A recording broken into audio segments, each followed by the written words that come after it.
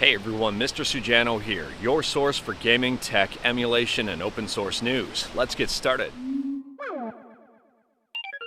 Alright, to kick things off, I'm still camping, and the weather today is not near as nice as it has been these last couple of days. I'm using a different microphone today. Let me know how it sounds in the comments below. It's very windy, and I'm trying my best just to block that out for everyone. So first up here, we're quickly talking about Nintendo DS emulation with MelonDS. And it appears that MelonDS is working on LAN multiplayer. Now this is currently being tested, it's not complete just yet. And if you wanted to test it out, you absolutely can. I'll drop a link to this forum post in the description below. And speaking about the Nintendo DS, check this out, it's from Raptor MC. I'll drop a link to the YouTube video in the description below, and I guess feel free to check it out. It is the Wind Waker working on a Nintendo DS. Now I'm not certain if this is strictly emulation or actually working on real hardware, and I've got no idea if it's actually ever going to be released. Now in my opinion this looks really cool and I think it would be extremely popular, but based on history here I don't think it's going to ever be shared to the public. Next up here we're talking about the Atari 2600. And it's no secret that Atari has recently been remaking 2600 cartridges and selling them again. And this one is interesting. It actually came to my inbox. It's called Save Mary, and only 500 are being produced. And the interesting part here is that Save Mary was never officially released on the 2600. So if you are curious about this one, I'll drop a link to it in the description below and feel free to check it out. Next up here, we're talking about Nintendo 3DS emulation with Citra. And as of Citra Canary 2739, they've implemented more HTTP functionality. So for those of you who may be wondering, at a high level here, HTTP-C allows for some downloading of some things and some communication. For example, Pokemon Sun and Moon can connect to the Pokemon Legality Check server. Now it's worth pointing out that this is not fully fleshed out just yet, but it's a pretty big improvement. Moving on, and we're still talking about the 3DS, and this time about Panda 3DS, and I've got two things for you.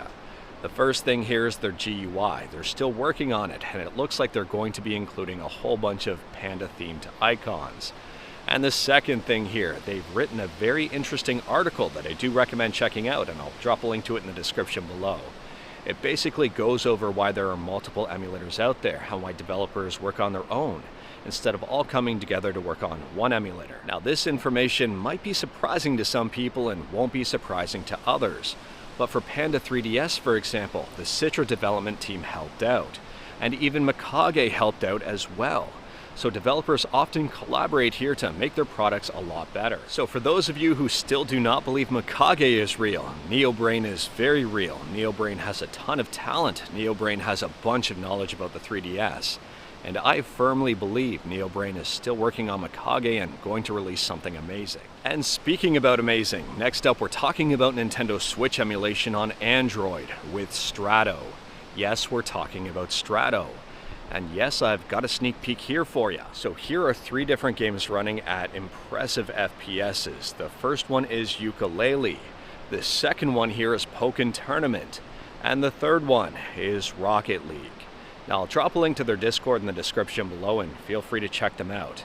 I will say at this point in time, and I'm trying to be clear here, Strato has not released just yet. Don't go to the Discord and ask when it's going to release. It'll be released when it's ready. It's currently being tested, but if you're excited about it, that is 100% okay. I mean, it's shaping up really nicely. Next up, we're talking about a ROM hack of Super Metroid, and this one completely changes the game. It's called Super Junkoid. It's on romhacking.net, and I'll drop a link to it in the description below. It's said that this ROM hack is great for October as there are some spooky themes to it. You play as Junko, who is revered as a goddess, and apparently you have to take on some sort of serpent that worships her. Next up, we're talking about DOS Raptor, and it appears that the source code for Raptor Call of the Shadows is now on GitHub. It's version 1.2, and I'll drop a link to it in the description below. And for those who may not be aware, Raptor Call of the Shadows is a shmup that was released in 1994 by Apogee. And last up here, we're talking about Debian, and this is just more of a friendly heads up, but if you are using Debian, there's an update here to version 12.2. It contains a whole bunch of fixes and security updates, so you may want to keep this updated if you're using Debian. But anyways, that is all I've got for you in this one. Straight to the point, all stuff and no fluff. We talked about a bunch today. Let me know your thoughts about absolutely any of it in the comments below. If you like this video, leave a like. If you didn't like this video, leave a like.